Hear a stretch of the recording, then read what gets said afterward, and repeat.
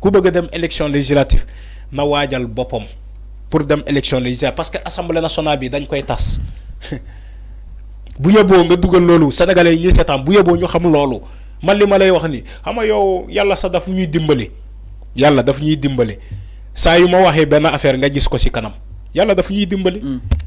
Tu peux m'en témoigner. J'ai dit beaucoup de choses. Après, par la suite, on les a vues. On a vu ces choses-là. Si je suis ci plateau bi ne la élection assemblée nationale bi dañ koy dissoudre nga war maa gëm parce que waxantuma on a des sources, on est des journalistes. Bassirou Diomaye Faye ne va pas laisser cette assemblée nationale là continuer avec lui. Impossible. C'est quasiment impossible. Sëñ bi man maa la ko wax fii tey donc ñuy ruube dinaa non waruñu tas assemblée wala assemblée nationale kenn mënu ko tas balaa octobre ñooñu ay ruubekat lañu ñuy fay ay journaux pour ñu titrer ay nit ñuy fay ay Les Échos ay journaux yooyu pour ñu titrer yàgg na fii ñun fii la ñu dëkk ci dëkk bii. Sénégal bii ay nit di fay ay journaux pour ñu titrer pour ne serait-ce que am la première page la page de couverture yàgg nañ ko fay sëñ bi. bu fekkee ay député ñoo namm loolu di fay ay Les Échos pour Les Échos génnee leen ay page de couverture yi ni que mënuñu tas élection assemblée nationale balaa octobre c'est des dilatoires constitution moo ne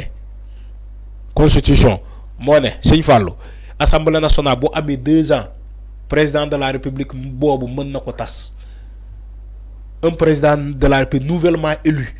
C'est possible. Loi des finances. Il n'y a pas de loi des finances au-dessus de la constitution. Loi des finances. Non mais il faut arrêter. Mais Assemblée nationale, c'est une institution, c'est un pouvoir à part. Le président de la République incarne un autre pouvoir à part. Donc la constitution moo ñëw taxaw seen diggante dama bëgg nga déglu ma lu bu baax li may wax dama ne assemblée nationale institution boppam la bu indépendant président de la République dafay incarner beneen institution indépendante constitution daa di ñëw taxaw seen diggante. C'est pas une loi rectificative ou une loi des finances il faut que ngeen déglu bu baax et arrêter de manipuler les gens constitution moo ñoo taxaw si diggante ñaari institution yooyu l'exécutif et l'Assemblée nationale pour la dissolution là wax c'est pas que les gens me parlent d'une loi de rectificative des finances d'une loi des finances loi des finances fan la jógee du ministère des finances léegi mais il faut. Du ministère des finances la jógee. Il faut assemblée voter quoi. Du ministère des finances lay jógee assemblée nationale voter quoi. Il faut mu jaar assemblée. Loi ministère des finances kan moo ko nommé ba muy ministère boobu di andi la loi la loi des finances ba muy andi au niveau de l'Assemblée nationale. Mais toutefois le gouvernement d'Ousmane Sonko n'a pas été déposé une motion de censure contre le gouvernement d'Ousmane Sonko. Parce que yéen amoo leen xam-xam déglu ma jox la xam-xam dama ne.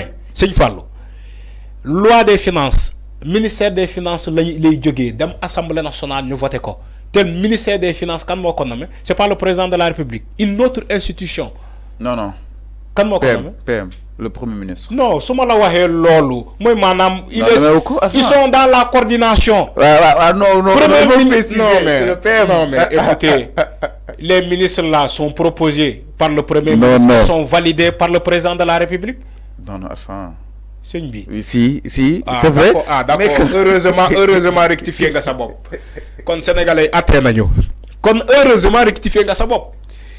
Xam-xam laa lay jox man nekkuma ci ay seen parparloo yi ni journalistes yi parparloo. C'est intéressant. Dama ne premier ministre mooy proposer ay ministres les ministres là sont validés sur l'approbation du président de la République loolu kay du deñ.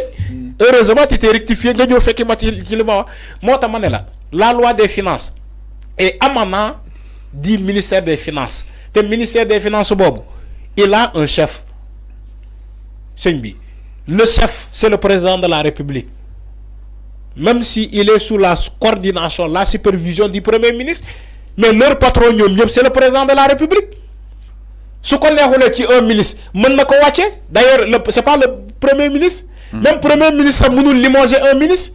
buy limoger un ministre président de la république mooy joxe son accord. Foofu lay waxee pour nga xamee ko noonu. moo tax ma ne la quand les gens disent que mënuñu tas assemblée nationale parce que il y a une loi des finances qui doit être votée en octobre c'est faux. mën nañu tas assemblée nationale boobu au mois de septembre sëñ bi mën nañu ko tas. jamono bii nii Bassirou Diomaye Faye bu commencé liggéey réew mi ban loi des finances moo ko lay basé wu pour liggéey nekkul di liggéey. nekkul di teg ay jalons. non li Macky Sall fekkoon donc il risque justement de gouverner sur au moins un. Il faut arrêter. Il faut arrêter. On sait comment ça se passe dans les institutions là. On sait comment ça se passe dans les institutions. C'est le pouvoir c'est-à-dire que le président, on est au Sénégal. Et au Sénégal, on a un pouvoir hyper présidentiel. Amna yenen doxalin yow c'est pour la forme. Ay loi des finances bu ñu yóbbu ci assemblée c'est pour la forme.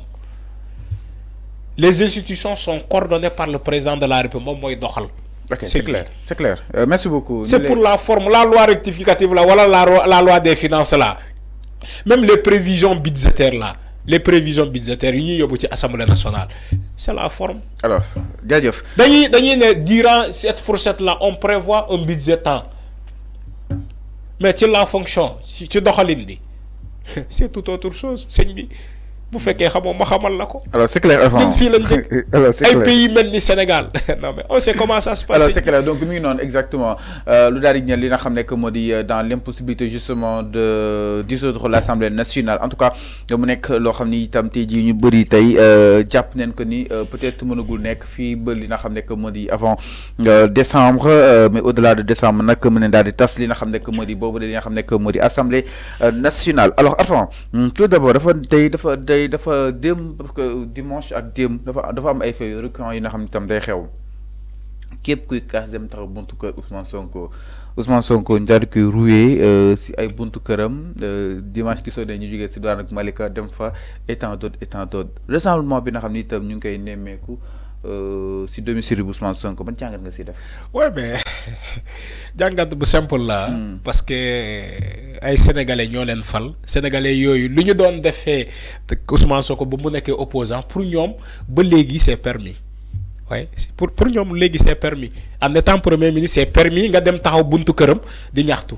di ne non way Sonko am na ñoo xam te dañuy dem foofu pour ne Sonko. kese loolu kese heureusement. Je dis bien heureusement que ce régime-là n'est pas un régime policier. Comme Macky Sall. Bàyyi nañu leen ak seen sago ñu def taxaw kii. Si c'était Macky Sall GIGN ñëw na wala barricade police gendarmerie taxaw kenn du fi jàll. Koñ ba la ñuy barricade. Koñ ba la ñuy barricade. Mais heureusement pour les Sénégalais, les ministres là sont accessibles. Le président de le premier ministre même est accessible. Mën nañ taxaw dem ci taxaw buntu këram voilà. On nous parle même qu'il a déménagé au niveau de la primature pour mën a liggéey normal. Mais si on était dans un régime policier, on aurait barricadé la zone pour que ay ñooñu Sonko yi ñi taxaw dina am Sonko du ñu mën a am accès. Mais heureusement ce régime là n'est pas comme le régime de Macky Sall. Macky Sall yëpp fonctionnement yëpp sa gouvernance yëpp police gendarmerie GIGN police gendarmerie GIGN BIP police gendarmerie GIGN BIP police gendarmerie GIGN BIP loolu mooy gestion Macky Sall BIP GIGN gendarmerie policier Macky Sall loolu la xam. Heureusement Bassirou Diomaye Faye Sonko ils sont pas dans ça au moins. Bu fekkee ñu ngi ci loolu donc les gens n'auront pas accès à la cité Keur Gorgui bay taxaw di naan Sonko wala leneen ak leneen loolu mooy wane que changement am na changement dafa am c'est pas parfois chaque fois il faut que police ñoo taxaw ak seen barricade wala gendarme non on en a tellement souffert on en a tellement connu ces genres de pratiques ci jamono Macky Sall ne serait-ce que la sécurité mais aussi damay wax ci sénégalais yi mais ne serait-ce que la sécurité non loolu beneen anam laay wax léegi damay ñëw tamit wax ci sénégalais yi. Il faut que nous sachions que Ousmane Sonko, il est aujourd'hui le premier ministre de tous les Sénégalais, non pas le premier ministre de PASTEF, les patriotes, ou bien de la coalition Diomaye.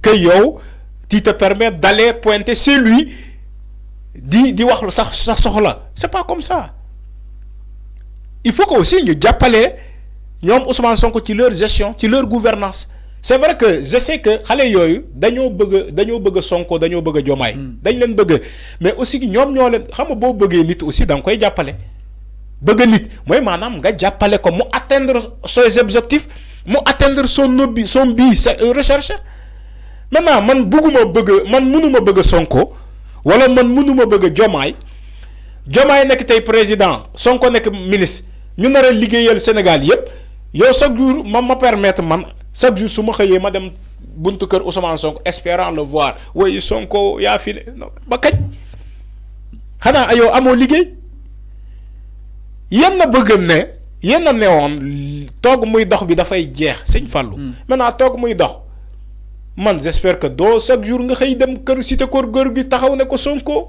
da nga war a dem xëy da nga war a dem góorgóorlu liggéey ñu bàyyi ñoom Sonko may leen temps ñu doxal c'est ça boo bëggee jàppale nit boo bëggee nit noonu nga koy jàppale